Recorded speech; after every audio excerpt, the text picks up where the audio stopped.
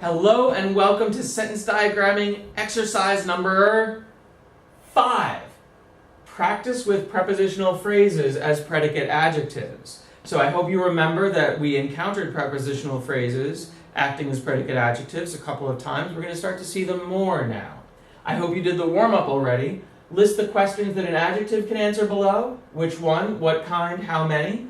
List the questions that an adverb can answer below. How, when, why. Now, we use these questions, and they're on your handout, in order to help figure out whether words and prepositional phrases are acting as adjectives or acting as adverbs. Only adverbs will answer the questions how, when, and why. Only adjectives will answer the questions which one, what kind, or how many.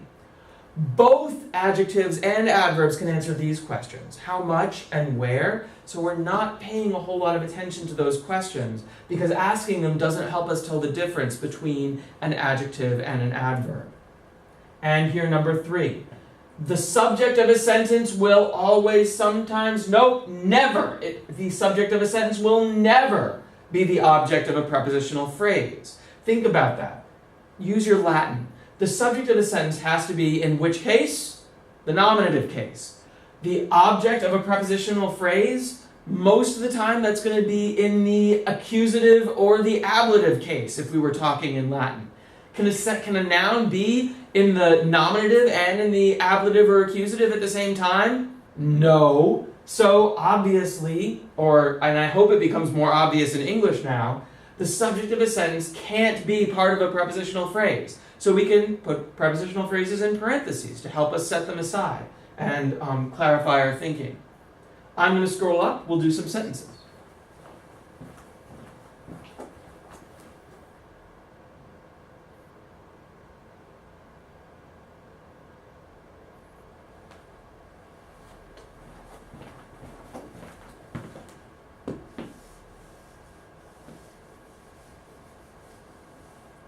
All right, remember as we're going forward to start being on the lookout for prepositional phrases that are acting as predicate adjectives. Here's the first sentence. In another 3 years, we will be finished with college. Now, the first step in identifying the parts of sentence is going to be to parenthesize prepositional phrases. Let's do that.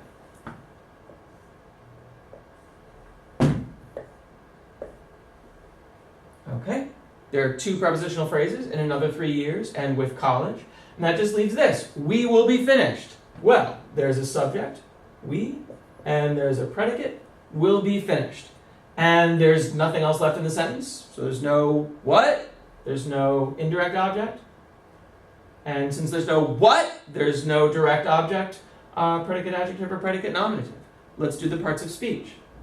In is a preposition. Another is an adjective. 3 is an adjective. So another is what kind. 3 is how many. Years is a noun. We is a noun. Will be finished is a verb. With is a preposition. College is a noun. And here we go with the diagram.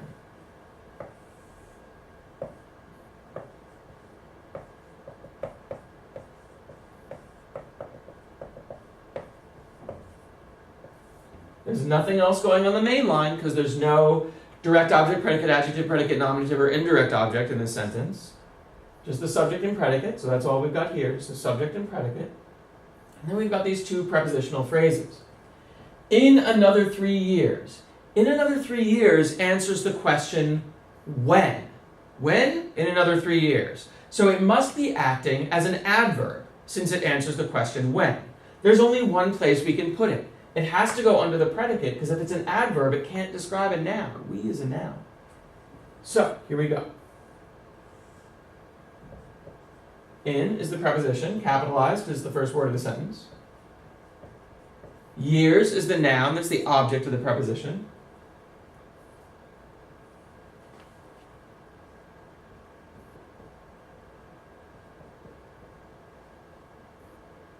Another and 3 are adjectives describing years. All right, in another 3 years, we will be finished. Next thing, with college. That tells us about how are we going to be finished. Like, what is the manner in which we're going to be finished? We're going to be finished with college. So with college, to is acting as an adverb describing the predicate of the sentence.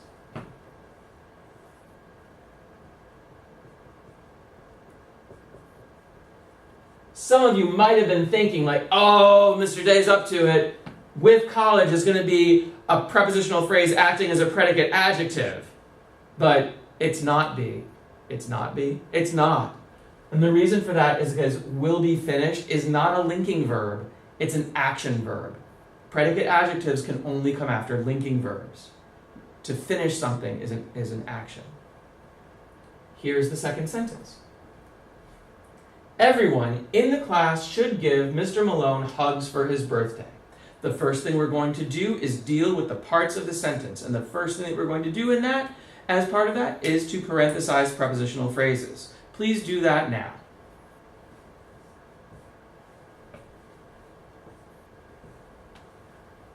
I hope you found in the class as a prepositional phrase. I hope you found for his birthday as a prepositional phrase.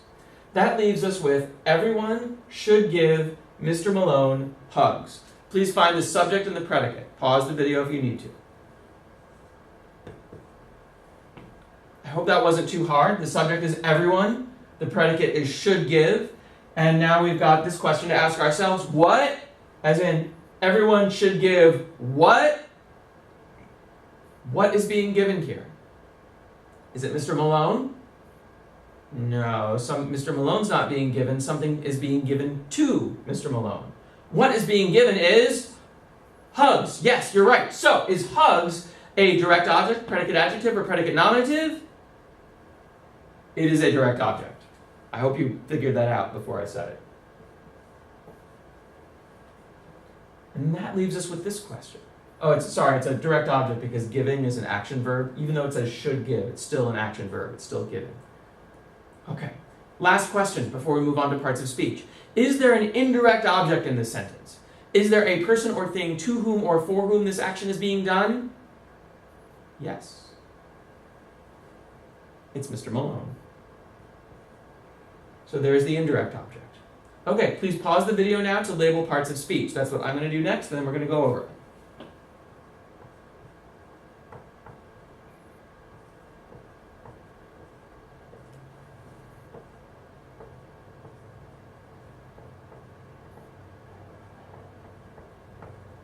Here we go.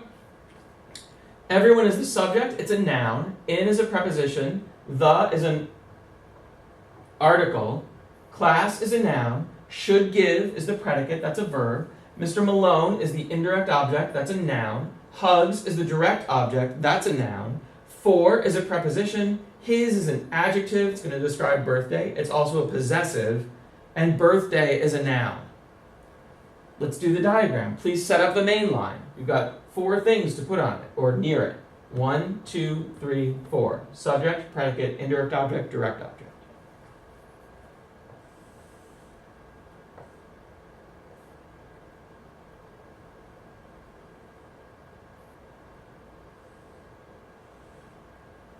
This is what it's going to look like. An action verb main line with a direct object and an indirect object.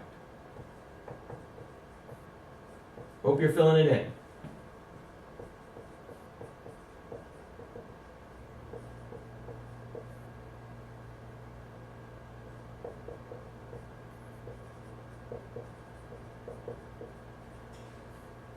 All right, the subject is everyone, the predicate is should give, the direct object is hugs. The indirect object is to Mr. Malone. Again, we put the to in parentheses because the word is not actually in the sentence, but it's part of the logic of the sentence. Malone is an indirect object, goes on a horizontal line, connected to the to in parentheses. All right, please do the modifiers now.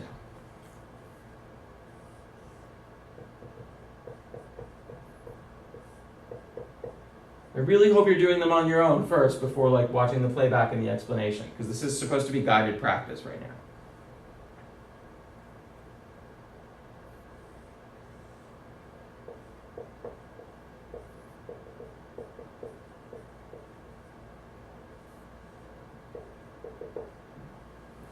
Here we go.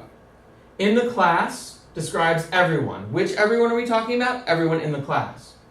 Should give hugs to Mr. Malone. Everyone in the class should give hugs. For his birthday. Now I put for his birthday under should give, because for his birthday is why we are giving him hugs. That's one way of thinking about it. And it's a prepositional phrase, so for goes on the diagonal line, birthday goes on the horizontal. Which birthday? His birthday. His describes birthday, and it goes on a lazy L because it's a possessive. Now, if you think that for his birthday tells us what kind of hugs they are, and you diagrammed for his birthday under hugs, I think that's understandable. But I hope you can see that it could also be understood to explain why we should give him hugs. And if it's why, then it's an adverb. The only thing an adverb can describe in here is should give. Okay, I hope you got that one. Here, I've got to erase and scroll up, and then we'll do the last one.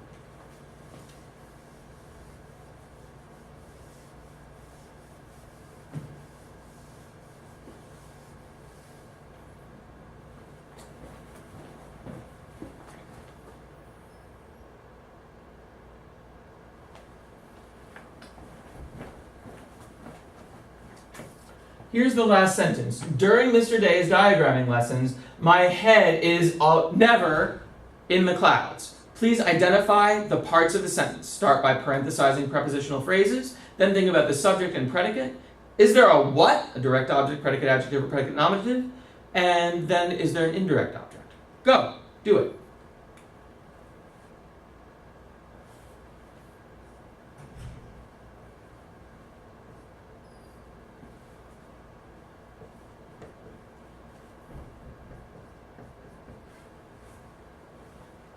I hope you pause the video if you need to. If you haven't paused the video, please don't cheat by looking up. Please finish your work first, then pause the video, and we'll go over this. Okay, we're going to go over this now. During Mr. Day's diagramming lessons is a prepositional phrase. During is a rare preposition that does not pass the dolphin soup test or the troll doorway test or whatever test you like to use for prepositions. The dolphin swam during the bowl of soup. The troll walked during the door. That doesn't really make sense, but during is a preposition. It's a preposition of time that indicates a relationship in time. In the clouds is also a prepositional phrase. Head is the subject of the sentence. Is the predicate. Always is not really a word in the sentence. And head is what? Head is in the clouds. Did I lull you? Were you lulled into a false sense of security there? You did this warm-up, had you thinking about prepositional phrases as predicate adjectives, but then there wasn't one in the first sentence, and there wasn't one in the second sentence, and now there is one in the third sentence. In the clouds answers the question what? It's a predicate adjective that is a prepositional phrase. Please label the parts of speech of each word now. Pause the video. You know the drill.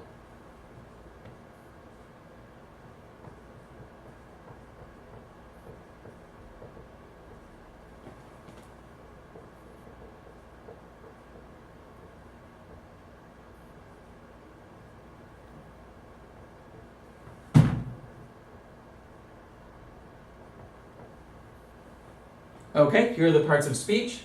During is the preposition. Mr. Days is an adjective. It's a possessive. I really hope you don't need that underlined right now and you can figure out, oh, it's all one thing.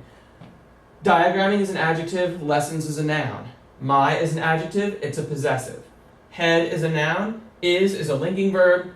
Always is not in the sentence. Never is an adverb. When? Never. And then in the clouds. Preposition, article, noun. The next step is to diagram the sentence. Let's see if you can remember how to do that by yourself. Pause the video until you're ready to go over this, please.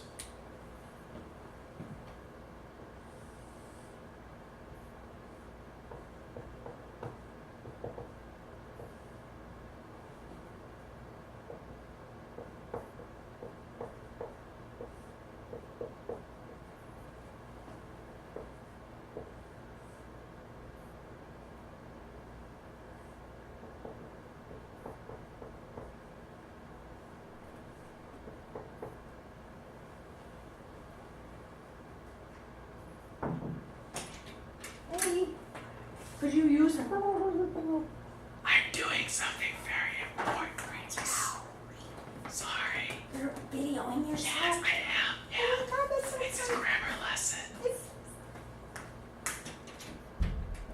Please excuse the interruption.